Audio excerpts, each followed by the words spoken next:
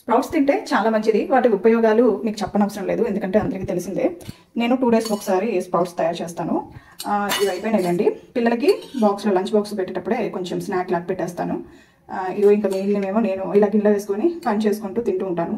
వీటిని చేయటం ఒక పెద్ద తలనొప్పండి. నానబెట్టేసుకొని మళ్ళీ క్లాత్లో మూట కట్టి ఇవంతా ఇబ్బంది అవుతుందని రీసెంట్గా మా ఆయన ఈ జార్ ఒకటి ఆన్లైన్లో ఆర్డర్ పెట్టారు. నైటే నాకు కావాల్సినవి అన్నీ నానబెట్టేశాను ఇలాగా. వీటిని ఇప్పుడు కడిగేసేసి ఇప్పుడే కడిగి తీసుకొచ్చాను. వీటిని ఏం చేయాలంటే ఇలా వీటిని జార్లో వేసేసేయాలి.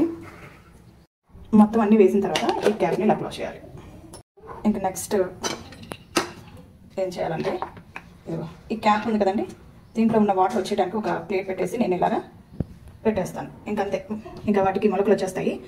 అవి కూడా ఎలా వస్తాయో మీరు చూద్దరు, ఎన్ని రోజులు పడుతుందో టైం కూడా చూద్దరు. ఈ వీడియో నెక్స్ట్ డే మార్నింగ్ అండి. హే మా సీసాలో మొలకలు వచ్చేసినాయి, చూసారా ఎంత పెద్ద పెద్దగా ఉన్నాయో.